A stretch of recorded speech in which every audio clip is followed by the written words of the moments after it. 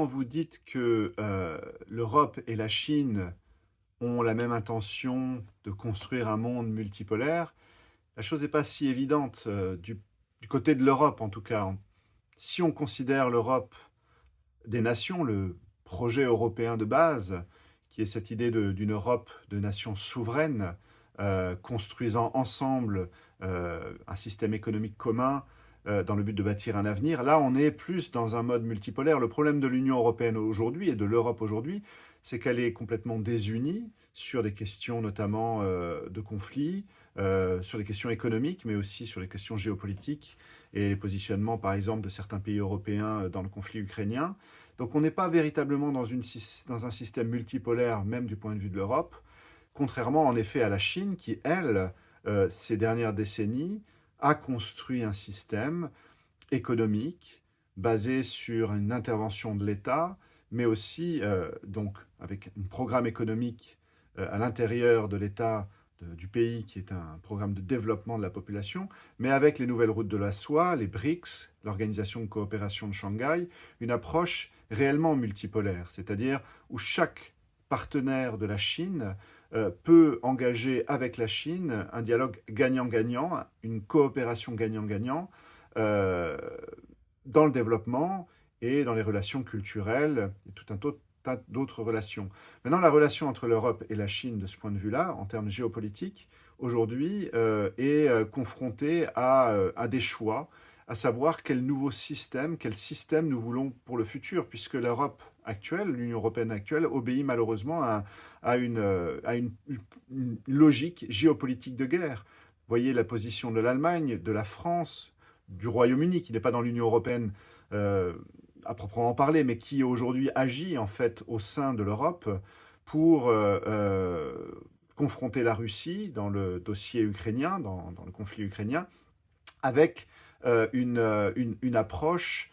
agressive, ou en tout cas qui vise à ne pas donner à la Russie la possibilité véritablement d'accepter certaines conditions, ou en tout cas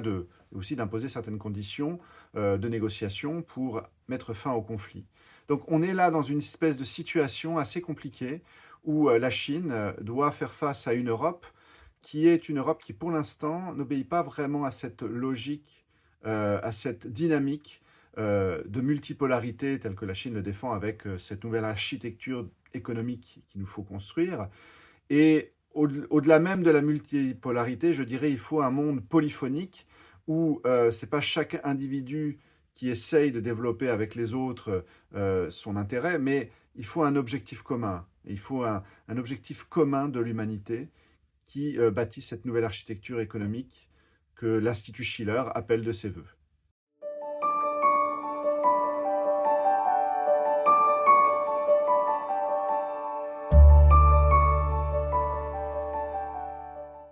Alors il est certain que les relations commerciales entre la Chine et l'Europe sont des relations quelque peu compliquées, mais ça c'est dû au système lui-même, c'est-à-dire c'est un ensemble de choses, c'est une combinaison de choses qui impliquent un ordre économique global qui est celui aujourd'hui dominé par la finance internationale, la finance de la City de Londres et de Wall Street, et qu'il nous faut changer puisque c'est un système qui arrive à bout. La bulle spéculative est aujourd'hui sur le point de s'effondrer, et c'est une bulle qui, aujourd'hui, dans la menace de son effondrement, pousse une certaine oligarchie anglo-américaine à pousser les feux de la guerre pour renflouer le système. Vous avez un complexe militaro-financier international de matrice impérialiste qui aujourd'hui pousse la guerre pour dynamiser pardon, son système financier, malheureusement risquant de dynamiter l'économie mondiale. Donc ça, c'est une chose qu'il faut avoir en tête pour comprendre les relations aujourd'hui commerciales entre la Chine et l'Europe, qui sont en effet en concurrence, mais j'ai envie de dire, vous voyez, dans le domaine du numérique ou dans le domaine de l'écologie, en tout cas de l'environnement,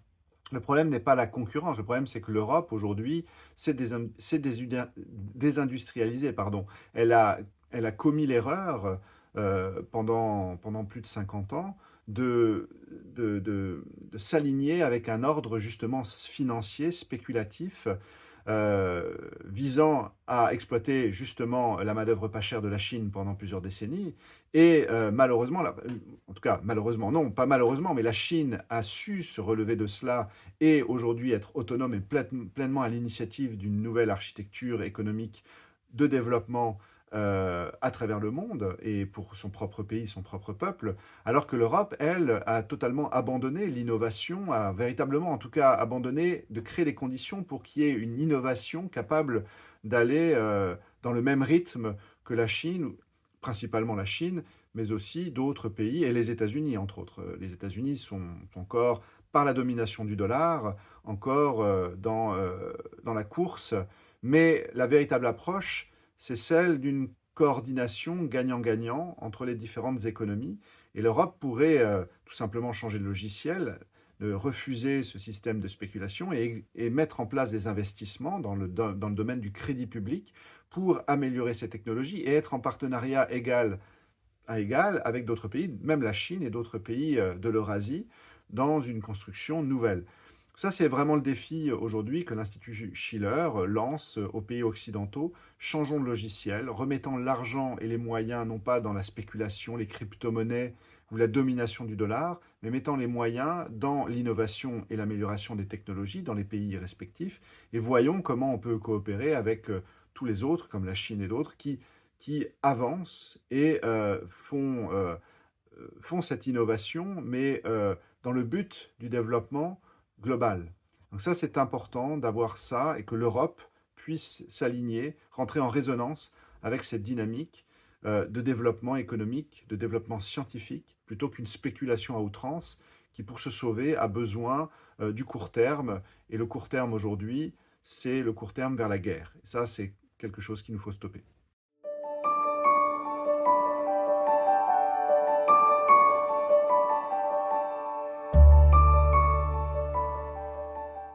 Eh bien, évidemment que l'Europe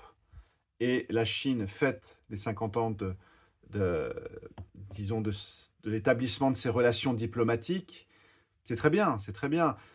La question, c'est de quelle Europe parlons-nous? C'est toujours la même chose que l'on puisse promouvoir des relations bilatérales entre l'Europe et la Chine. La Chine le demande, évidemment, notamment compte tenu du défi aujourd'hui que représente Trump et sa politique de protectionnisme. La Chine essaye, tente,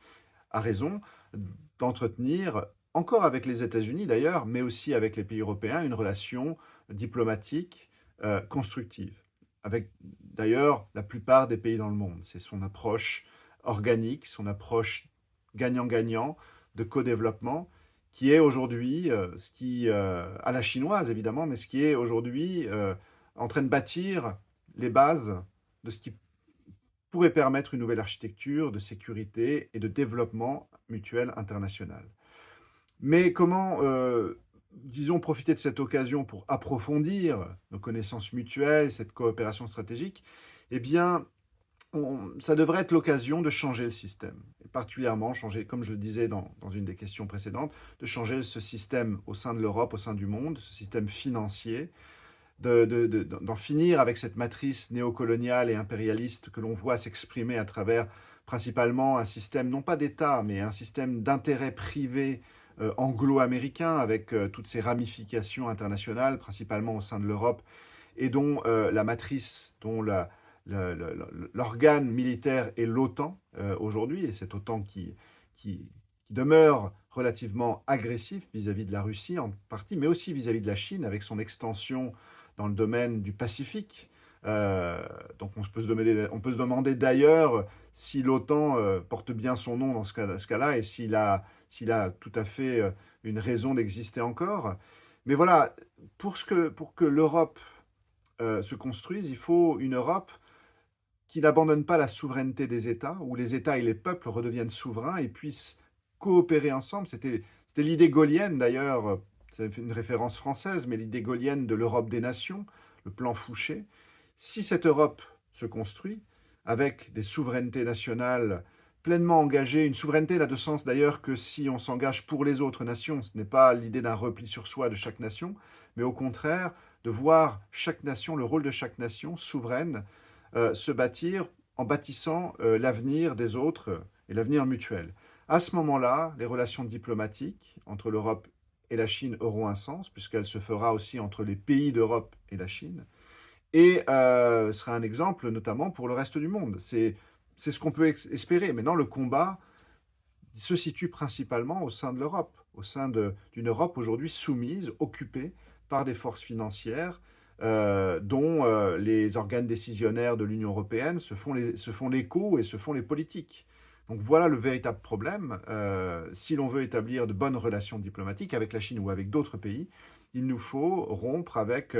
cette tradition néocoloniale et impérialiste et avoir une véritable tradition républicaine d'ouverture aux autres pour bâtir l'avenir. Voilà un petit peu le défi de demain, d'aujourd'hui et de demain.